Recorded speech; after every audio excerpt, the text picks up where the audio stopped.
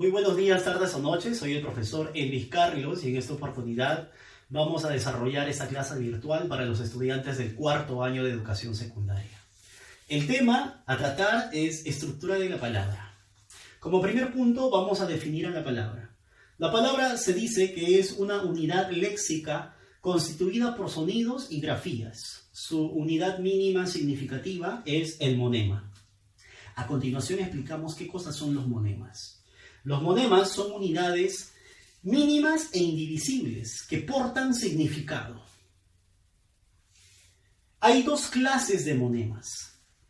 El primero, lexema o raíz. El lexema o raíz es la parte invariable de la palabra. Es aquello que posee el significado elemental. En este caso tenemos el ejemplo manos, manita, manazo y manopla. De todas estas palabras hay una estructura que no ha variado. Es man. Y a man se le denomina lexema o raíz. Segundo, tenemos a los morfemas. Los morfemas, en cambio, son aquello que varía. Quiere decir, es la parte variable de la palabra. En este caso existen dos tipos de morfemas. El primero es morfema gramatical. Los morfemas gramaticales son aquellos que me dan idea de género, cuando yo digo niño o niña. Entonces la O y la A me aporta idea de género, masculino o femenino. Número, cantidad, quiere decir en singular o en plural. Cuando yo digo gato o si no gatos. Desinencia verbal. Quiere decir que cuando un verbo está conjugado en un determinado modo, tiempo, persona y número. En este caso, amé. Amé está presentando un modo indicativo, un tiempo pretérito, una persona en la cual está conjugada que es la primera y un número singular. B. Morfemas derivativos. Los morfemas derivativos pueden ser de 4 tipos. El primero, prefijo. El prefijo se antepone a un lexema. Es un elemento que se va a anteponer. En este caso, la palabra ha sido posible y el prefijo que le he antepuesto es im. Y junto digo imposible. Leal. El prefijo que voy a emplear es des. Y junto digo desleal. Segundo morfema derivativo, el sufijo. El sufijo va después del lexema. Si yo digo casa, entonces yo le quiero agregar el sufijo ucha y junto diría casucha. O si no, libro, libraco. Infijo. El infijo une un lexema y un sufijo. Así es. Por ejemplo, cuando yo digo mal, mal es un lexema. Y el sufijo at junto no puedo pronunciar, porque no existe ese término en el diccionario. Entonces empleo una D que viene a ser o a llamarse infijo. Y junto digo maldad. Por último tenemos, hay un ejemplo más de infijo. En el caso de pan, hito, y utilizo la C que vendría a ser un infijo, pancito. Por último tenemos a los interfijos. Los interfijos más que nada se van a emplear en los nombres o sustantivos propios de personas. En este caso, cuando yo digo el nombre Álvaro, ¿qué pasa con Álvaro? Va a interponerse, va a incrustarse un elemento. Ese elemento que se incrusta en el lexema se llama interfijo. Porque yo, principalmente, la palabra, el nombre era Álvaro. Pero ¿qué pasa? Incrusto y junto digo Alvarito. Lo mismo va a pasar con Fernandito. ¿Te diste cuenta? Continuamos ahora con proceso formativo de palabras.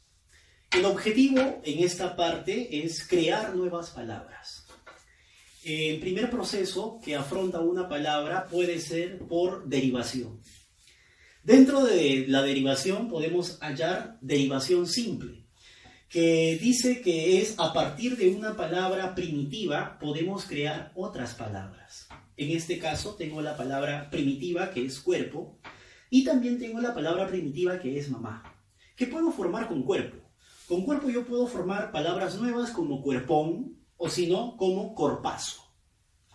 Con mamá yo puedo formar la palabra mamita o la palabra mamacita. También dentro de por derivación tenemos las derivadas prefijadas. Significa que voy a emplear un prefijo antes de la palabra simple. En este caso tengo la palabra capaz. Tengo que emplear un prefijo que anteceda a capaz y junto diría yo incapaz. Tengo otra palabra que es director. Entonces, ¿qué prefijo podría yo emplear antes de director? Obviamente, sub. Y junto diría subdirector. Pasamos ahora al segundo proceso, conocido como por composición.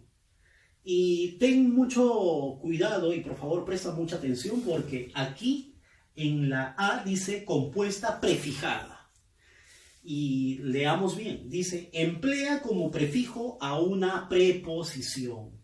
¿Y te recuerdas en el español cuántas preposiciones utilizamos actualmente? Sí, son 19. Entre ellas tenemos a, ante, bajo, con, sin, contra, durante, desde, entre otros. Entonces, quiere decir que estas preposiciones me van a servir como prefijos. Ejemplos como moral. Tengo que utilizar amoral. No puedo decir inmoral porque in no es un, ¿qué cosa? No es una preposición. En cambio, a sí es una preposición. Imperialista, antiimperialista. Razón, sin razón. Tanto a, anti y sin son preposiciones. Letra B, compuesta, yuxtapuesta. Esta une dos palabras simples sin alterar su composición. Quiere decir, corta es una palabra, plumas es otra palabra y junto digo cortaplumas. El resultado ha mantenido las características de ambas palabras. Lo mismo sucede con pisapapeles, pisapapeles. C, propiamente dicha. Une dos palabras simples modificando su resultado.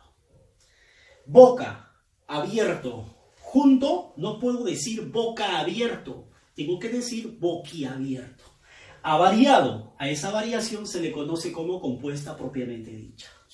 Lo mismo sucede con albo más celeste, junto diríamos albiceleste. Por último, el tercer proceso que afronta o que podría afrontar una palabra se llama por parasíntesis. Por parasíntesis significa que vas a unir tres elementos. Puede ser de dos formas, de dos maneras. El primero va a presentar una estructura de lexema sufijo. Ejemplo, 15 más año más era. Y junto digo quinceañera. Por lo tanto, quinceañera es una palabra por parasíntesis. Lo mismo sucede con auto, móvil, ista. Junto digo automovilista. Otra estructura que puede presentar es primero tener un prefijo, luego un lexema y por último un sufijo. Palabras como encarcelado, en este caso ados. Y junto digo encarcelados. Por último tenemos descorazón y ado y junto digo descorazonado o descorazonada. Muy bien, para poder terminar vamos a dar un tips para poder reconocer, descartar si una palabra es o no parasintética.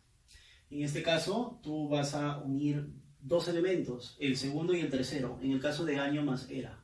Junto diría añera. La pregunta es, ¿añera existirá en el diccionario? Por supuesto que no. Mientras no existe en el diccionario, esa palabra es parasintética.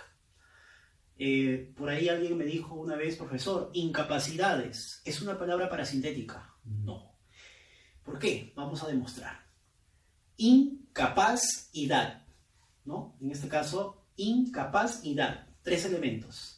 Descarto la primera que es in y queda capacidad. La pregunta es, ¿capacidad existe en el diccionario? Por supuesto que sí. Esa palabra no es parasintética.